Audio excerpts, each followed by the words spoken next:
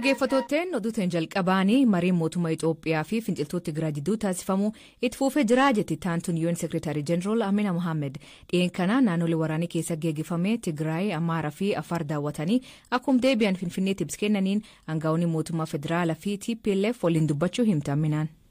Gaggeessitoonni Afrikaa mootummaa Itoophiyaa fi gaggeessitoota biroo waliin dubbachuu itti fufaniiru. Anis har'a dirreerran ture. Ergamaan addaa gamtaa Afrikaa Olusegun Obasanjo har'a Affaar kaleessa immoo Tigraay turan. Eeyyeen kanaaf mariin itti fufeera. Walgaarreeffannaan ji'oota muraasaan dura ture amma gadi bu'eera.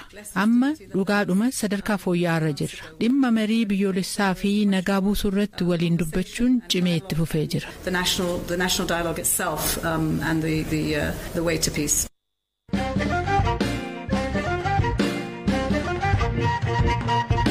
Oduu biraatiin manni murtii waliigal federaalaa irraa galmee Koloneel Gammachuu Ayyaanaa facufuu abukattoon isaanii mirkaneessan.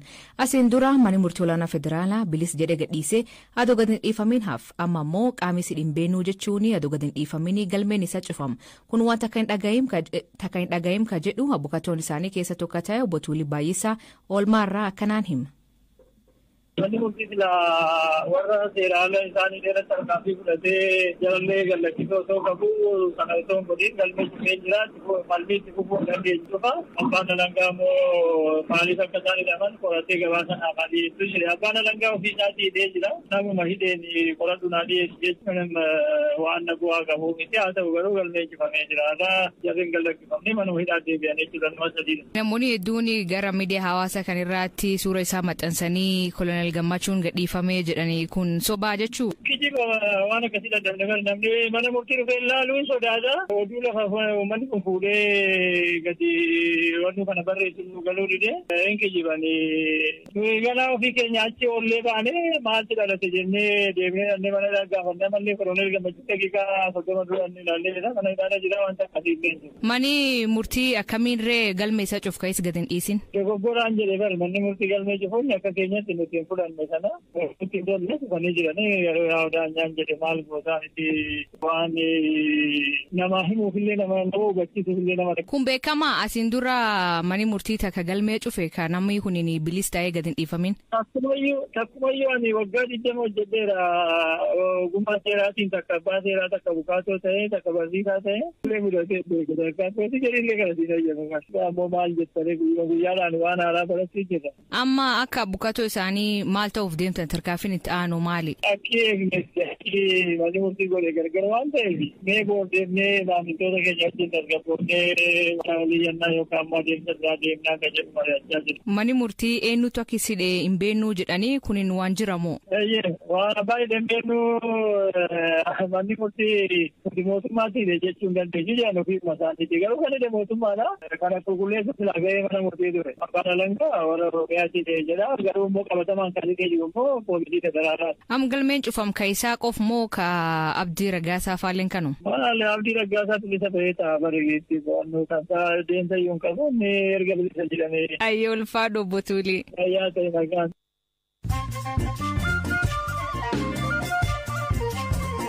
Dhaggeeffattootteen oduu gaggabaaboo addunyaa isaanii dhiyeessaa jalqabaanii yuunivarsiitiin Finfinnee afaan Swahilii barsiisuuf akka jiru beeksisa. Afaan Swahilii biyyoota Afrikaa bahaa keessatti bal'inaan kan dubbatamu yoo ta'u gamtaan Afrikaa afaan hojii isaa keessatti akka ta'u murteessee jira. Mootummaan Ameerikaa biyya Soomaaliyaatti deemokiraasii dhugoomsuu keessatti aangawoota gufuu ta'anirraa jettu irratti qoqqobbii viizaa kaa'uu akka jirtu beeksifte. Ministeerri dhimma alaa Ameerikaa Antooni Blinken qoqqobbiin kun geggeessitoota warra mormitoota irratti humna fayyadamuun dhiibbaa taasisan irratti kan raawwatu jedha.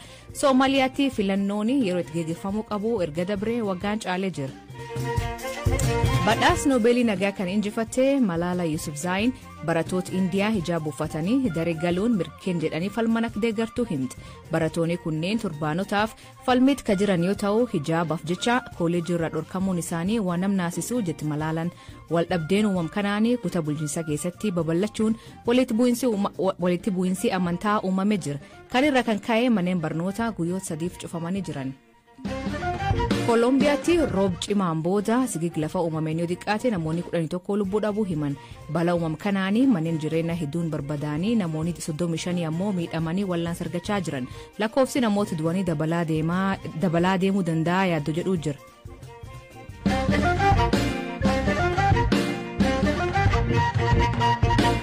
Naannoo Amaaraa godin Kib Gondariitti hidhatoonni aleellaa man hidhaa godinicha jiran irratti raawwataniin hidhamtoota 139 miliqsanii meeshaa waraanaa saamuu odeeffan. Haleellaa kan hordofee man hidhaa aanicha jiru sirreeffamtoonni seeraa miliqfamuu fi saamichi raawwatamuu bulchaan itaana godinichaa Xilaa'uun Dajanee BBC'tti. መጨት ከስሜን ወሎ ወረዳ መጨት አና መቄት ጎዲና ወሎ ካባ አከሱመስ ጎንደር ኪባ ኬሳ ባህኒ የሮተኤፍ ሌንጂ ኢድሌን አላተ ፍዳታ ከቱረኒ ጎንደር ካባ ንፋስ ማውጫ ከን ኬሳ ሰዓቲ ሰደቲት ሲኖ ትራኪ ፊ ኤፍኤስአር ቲም ፈመኒ ሴኑዳን ቡፈተ ላይ ጋይንቲ ፊ ዋጅራሌ ፖሊሲ መጋላ ንፋስ ማውጫ ጨብሰኒ ሂደምቶኒ ዲበቶኮፍ ሶዶሚ ሰገል akka gadhiifaman taasisaniiru meeshaalees saamanii poolisoota sadiis madeessaniiru jarri kun wacha badii isaanii kana babal'isuuf yaalanis opereeshinii waraanaa waloo milishaa fi humna addaa miseensota faannoo jaalala biyyaa qabanii fi olaantummaan seeraa akka kabajamu barbaadan waliin tumsuun gaggeeffameen diinni kun kaan dhabamsifamanii kaan ammoo harka akka kennatan taasifameera amma 16 kataan ajjeefamanii 21 kataan ammoo nagaan akka harka kennatanii fi booji'aman taasifameera hidhamtoota seeraan ala akka gadhiifaman taasifaman keessaas 65 ol kataan akka mana hidhaatti deebi'an taasifameera humni waloo kun garee kana keessaa miliqanii warra hafan adamsee funaanaa jira kaayyoon isaanii saamicha nageenya booressuu fi hokkora uumuudha diinni kana yaade osoo hin milkaa'iniif to'atameera amma haalli jiru tasgabbaa'eera ዞናችን ሰላም ባለበት ሁኔታ ላይ እንዳለ ሆኖ ኮሚሽነሪን ኮሚሽኒ ፖሊስ አማራ ታኮላ አይፎክሩ eenyummaa hidhattoota leellaa kan raawwatanii ilaalchisee yoo dubbatu gochicha kan raawwatan fannoo adoon taane garee gurmaa'ee maqaa fannootiin daldaluu jedhu.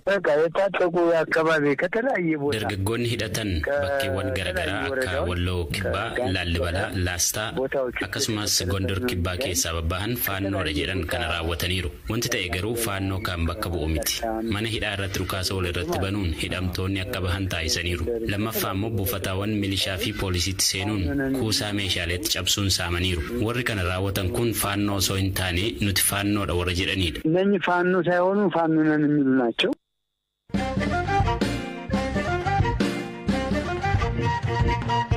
Xumuraanii Itoophiyaa keessatti dhimoota biyyaalessaa fi tokkummaa biyyaalessummaa irratti mariin biyyaalessaa gaggeeffamu koomishinii hundeessuun ifoomee jira. Dhiyeen kana mani maree bakka bu'oota uummataa namoota kaadhimaman 42 keessaa namoota 11 filatee ture. Mani maree kun yookiin mareen kun qaamuun dirmaachisee gaggeeffamuu qabaa yaada jedhu paartileen hedduun ibsaa turan. Haa ta'u malee addi bilisummaa Oromoo agammaa waamicha hin argannee jedhu dubbii himaan isaanii Lammii Gammachuu. Waanuma marii kanaayyuu anammaa akka jaarmiyaatti waan beeku hin qabnu waan nu hubatamuu qabu akka jaarmiyaatti mariin kun tariitii mariima ofii isaanii godhataa jiran ta'uu danda'a kun immoo jaarmiyaan tokko of danda'ee godhachuu danda'a marii mootummaan ofiin godhatu ofiif godhataa jiru ta'uu danda'a kana keessa waan an beeku hin qabu diiteelii isaa waan an ta'eef mariin siyaasaa akka barbaachisu ni amanna garuu waan marii hamma ta'ee koomishinii hamma filamee jedhu kanarraatii waan quba qabnu hin qabnu jechuudha. Yoo waamichi isinii taasifamuu baatellee waan amma mootummaan gochaa jiru adeemsa marii biyyoolessaa amma mootummaan qopheessaa jiru kanarratti yaada akkamii qabdu isin? Dhaabumti keenya hoogganoonni isaanii haala akkamii keessa jiru maal keessa jiru jedhu ifaadha uummanni Oromoo kan beekudha. Kanaafuu armaan dura inumaayyuu mariin siyaasaa haa ta'u jedhee kan irratti hojjetaa turee fi waamicha godhaa kan ture adda bilisummaa Oromoo fi dhaabbilee fakkeenyaaf akka Koongireesii Federaalistii Oromoo fa'aa ture. Kanaaf waan haaraa waan nu ajaa'ibu miti garuu dura waan hojjechuu qabnuuf dubbachuu qabnu dubbanneerraa kanuma jechuudha. Adda bilisummaa Oromoo uummata Oromootaan bakka bu'ee ka jedhee marii biyya kana keessatti ta'urraa qooda fudhachuu dhabuun keessanii miidhaa akkamii qaba? Mariin haala qabaa, akka qabaa. Muuxannoo biyya eessaa keessattuu mariin ulaagaadha qaba. Ulaagaa isa kamiin akka mariin kun gaggeeffamaa jirus maricharraatii gadi fageessanii waan hin beekneef irratti dubbachuun ni ulfaata. Garuu uummata Oromoo bakka bu'uudhaatti miidhaa tasa ni qabaata jennee yaadnu.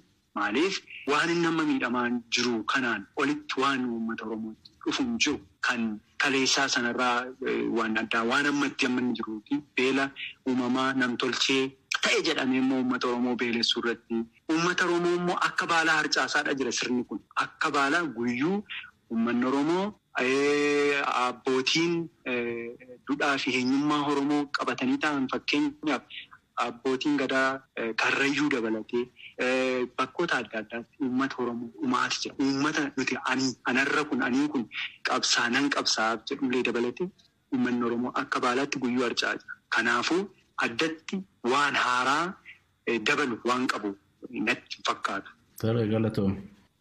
Durtaan Koongireesii Federaalawaa Oromoo Profeesar Mararaa Guddinaan adeemsi marii biyyaalessaa kun ka'umsirra rakkoo qabaa jedha. Namoota miseensa Komishinii Araaraa keessa filataman irra kaasus la ta'uu qabaa akka jedhu akkanaan ibsa. Namoota sana ta'uu dhiisuu miti. Namoonni sun attamitti dhufanii attamitti deemuu danda'u garee maaltu isaan fide attamitti dhufanii maal gochuu danda'u garee lachuurraa kan adda ta'e garuu paartiitti dhufee waan akkatti hojjete. Akka aadaa biyya keenyaatti immoo jaarsummaa garee lachuun lakkaawwata. Amma gareedhuma tokkotu jaarsa lakkaawwate koottaatiitti qooda fudhadhaa. Aadaan keessa guddadhetti garee lachuutu lakkaawwata jaarsa jiddu galeessatti. Jiddu galeessatti waan bade natti fakkaataa jechuukooti. Lama gurguddaadha. Tokko hunda hammachuutti jiraadha. Amma garee tokko duwwaadha kan amma deemsisaa jiru. Lammaffaa immoo bilisa ta'ee ijaaramuutu irra jiraadha. Akka malaallutti kan duras wanta akkasii biyya kana keessa yeroo baay'ee ture. Rakkoo biyya kana waanii kunutti fakkaatu akka amma deemaa jirutti. Kophaa keessanitti hin deemina. Rakkoon biyya kana bal'aadha.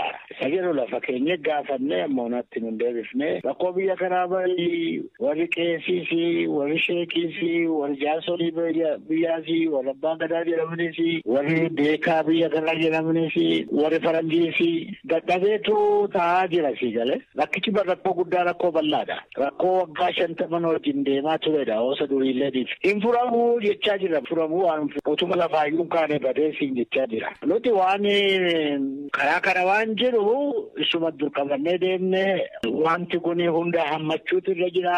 Wanti kun bilisa ta'uutu irra jira. Karaa kanaa wanti qabnu qaama bilisa ta'e qaama hundammoo hammachiisu ta'uutu irra jira. Isa jedhu qabannee itti fufna. Amma dandeenye karaa nagaa qabsoo keenya itti fufnee filannaa biraan qabnu.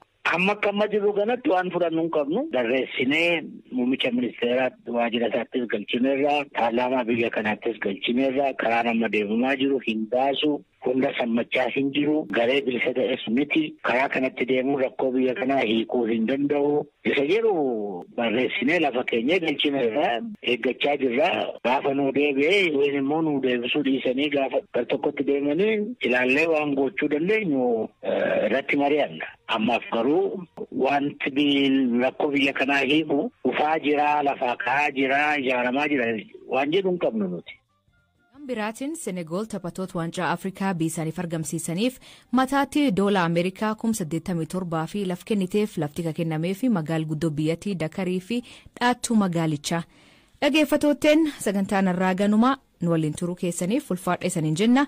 Mammaansi galgal kanaa dhukkubii hiyyeessaa madaa bineensaa hiikan isa maanii kooment keessan nu beeksisaa.